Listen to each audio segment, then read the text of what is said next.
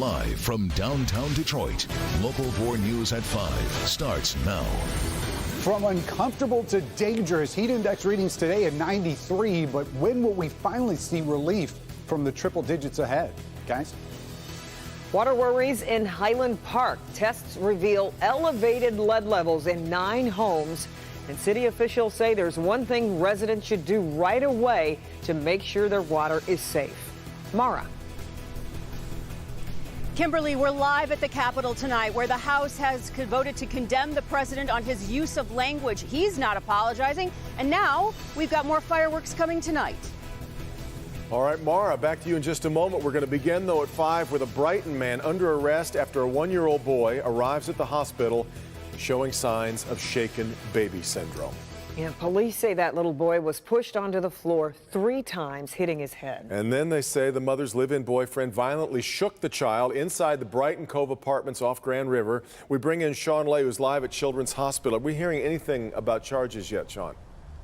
We've been checking all day. We're expecting those charges to be approved tomorrow. This suspect to go to court tomorrow. He's 21 years old. Look, we're told investigators watching this situation closely because the charges could change. This 1-year-old, he's in critical condition here at Children's as doctors work to save him tonight. But baby shaking, oh, that's awful. Shock tonight at the Brighton Cove apartments just off Grand River in Brighton. Police were seen at this building in the past 48 hours. I thought the police were looking for somebody. Brighton police telling us they're investigating a shaken baby case and the details are just sickening.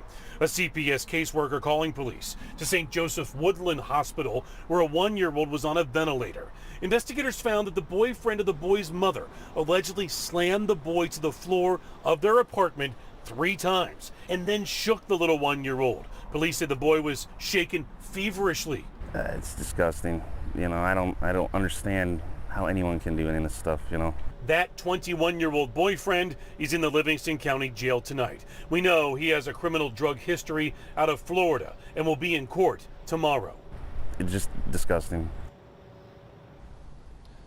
Neighbors there absolutely in shock. This 1-year-old, we're told by Brighton police, still having seizures because of what was done to him. Again, he's in critical condition. Mom's boyfriend expected in court tomorrow. We'll have that covered for you. Kimberly, Devin, back to you. Sean, I know you've also been in contact with the boyfriend's family.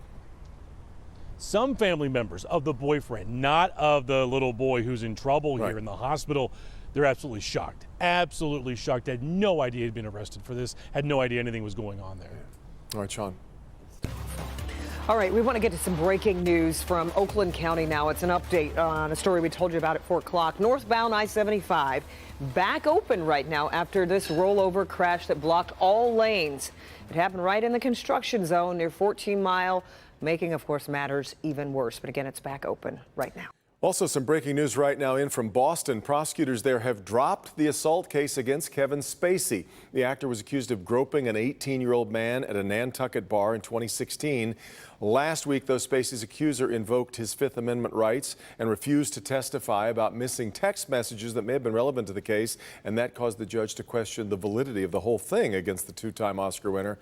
Spacey all along has denied the allegations. All right, now to the weather. And, you know, for the first time in a few days, we are not worried about rain and storms. We are worried, though, about some extreme heat that's on the way. Could get dangerous here for some folks, Ben. Yeah, that laundry list of things to worry about going into the next few days is growing, and we'll talk about everything that's on there in a minute. This is 4 Live Radar, and the last of Barry's effects here was just that very rogue cell that was skirting along the Lake Erie shoreline. That's since fallen apart. We got a lot of false echoes here across our south zone, but we should be dry the rest of the night. But it is moist out there. 93 is the heat index. Down here, the triple digits are already showing up in parts of Missouri, and we're going to get those as we get into Friday and Saturday especially. The worst of the heat wave is going to be Friday and Saturday. Air temperatures in the mid-90s. Heat index readings 105 to 110, but it's the length of time that concerns us the most. You add into that severe threats and an air quality alert, and we've got a lot to discuss in the full forecast coming up. Kim? And City of Highland Park is urging residents to get their water tested for lead immediately. That comes after a recent round of tests at 36 homes showed elevated lead levels in 9 of them. Rod Maloney is live in Highland Park tonight. Rod, they're offering up those tests for free, right? That's right. The city wants to get everybody tested, but back in June, they sent out letters to everybody asking them, look, would you like us to test for lead in your house? Only 36 people responded. Of those 36, 9 of the homes came back with elevated levels that were certainly a concern in the city. So now what they're going to be doing is starting tomorrow morning right here at the fire station, the whole thing, the free bottled water and also filters for homes, basically saying to people drinking the water is probably not a good idea at this point. Highland Park's tap water setting off alarm bells tonight. While the concern not nearly as drastic as Flint's, it's troublesome nonetheless to have 57 parts per billion lead when the top end for safety is 15 billion. Mayor Hubert Yop says he's not going to wait around for more trouble. And my first impression was to have the entire city tested. And where we get the money from, I think the state should step up. I look at the Flint situation, we're not going to repeat that. 3 of the 9 homes have been tested and retested. They're still waiting for those other results. Residents like Anthony George always suspected there could be trouble in their taps. So to hear about elevated lead levels. No, it's not a surprise at all. You know, my wife and I have discussed this over the years, and we've always felt that there's been some kind of issue with the water here because we've had smells come through the system at times, especially in the morning. They stopped drinking city water a long time ago and installed a filtered water machine that gets monthly deliveries of filtered water. Yeah, we better be safe than sorry. And so now a lot of people don't have that kind of a service. And yes, you can come get the water here at the fire station tomorrow.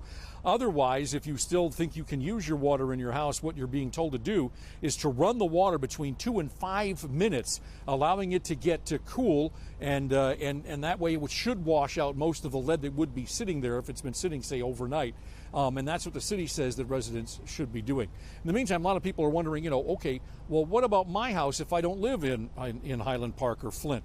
Well, that's something we're going to take up on Local 4 News at 6. Back to you. And Rod, before you go, we know from Flint that bottled water and filters are just the short-term fix. What about a long-term solution? Well, Highland Park is not exactly flush with cash. They do have some money. They've been working on replacing some of these lead service lines, and they're trying to do it, but it's taking quite a while. They are asking the state to give them something on the order of $11 million in grant money to try and get the rest of the city taken care of. It's only 2.9 square miles. They think they can get that money. They certainly hope so now, considering what they're looking at. And, of course, the mayor and the Department of Public Works say they're going to be really working on this harder now, knowing that they've got this problem in front of them. Yeah. All right. We'll talk to you again at 6, Rod. A former Harper Woods teacher faced a judge this morning after offering better grades to a student in exchange for sex acts. Charles Penn did not speak in court today as the judge read the sentence after a jury found him guilty of 1 felony count of accosting a child for immoral purposes. Penn will now be forced to register as a sex offender and will spend 5 years on probation. The feud between President Trump and the 4 Democratic congresswomen he called out in a tweet continues tonight. Yep, representatives from both sides weighing in following the vote to condemn the president's comments as racist. That passed last night. Speaker Nancy Pelosi says the House of Representatives wasn't saying the president is racist, but that he used words that were. Lindsey Graham gave his take on it all. He lashes out at people who are critical of him and in his view that are hurting the country, and that's what this is all about. Well, in a new poll, nearly 70% of Americans say Trump's tweets telling the congresswomen to go back from which they came were un-American. Now, Michigan's congressional delegation weighing in on the vote to condemn the president's tweets. Mara McDonald, live close to the U.S. Capitol there in Washington. Only 4 Republicans voted for it, Mara, though one of them was a Michigander. That's true, Devin. That was Congressman Fred Upton from the west side of the state, but also Michigan's newly independent congressman, Justin Amash, also voted for that resolution of condemnation. The House may have voted last night along primarily party lines to condemn the president's tweets and comments about the so-called squad of 4 progressive representatives of color, including Michigan's Rashida Tlaib. But there is no apology out of the president today. Instead, tweets like this, referring to them as vicious young socialist congresswomen. I was one of the first Republicans to speak out and say what the president said should not be said by leaders. Mitchell did not vote for the condemnation resolution last night, he says, because of the language in it. One Michigan Republican, Fred Upton, did. So did Independent Justin Amash. But Mitchell sees a whole lot of inappropriate language going on. Can't have you, for example, serving in a Foreign Affairs Committee and making clearly anti-Semitic comments. He's referring to squad member Representative Ilhan Omar, a Democrat from Minnesota. All of Michigan's House Democrats voted for the condemnation resolution. I fear for what we're seeing in this country of people trying to divide us with hate and division.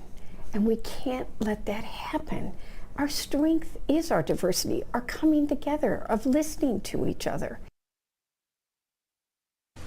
Back here live, that condemnation resolution went last night. Tonight, we are expecting more fireworks. That's because there is a resolution on the floor to impeach the president tonight. Devin, Kimberly, we're live at the Capitol tonight. Back to you. A resolution that comes before them even before the long-awaited appearance of Robert Mueller. So we would expect it's an impeachment resolution that doesn't appear to be going anywhere, right? It doesn't. Well, Devin, it depends on how they handle it. I mean, the likelihood of this going anywhere or the president being impeached because of this, not very high. But you never know. Are they going to table it? Are they going to send it to judiciary? And then there's also the issue of process about this. We're going to talk about that when I see you tonight at 6. Okay. All right, Mara, we'll see you then. You bet. Well, it's become a real gathering place right in the heart of downtown Detroit. Ahead here at 5, how a decision by Detroit City Council is raising questions about the future of keeping Woodward closed next to the Spirit of Detroit. Hank. The Face App Face Editor getting lots of attention. It gives you a glimpse into what you may look like in the future. But is it giving scammers a glimpse into your personal information? Help me, Hank. New tonight. All right, Hank, but first, a Detroit police officer finds himself on the wrong side of the law. What he's accused of doing to 2 women during traffic stops that now has him staring down the possibility of serious jail time. Next.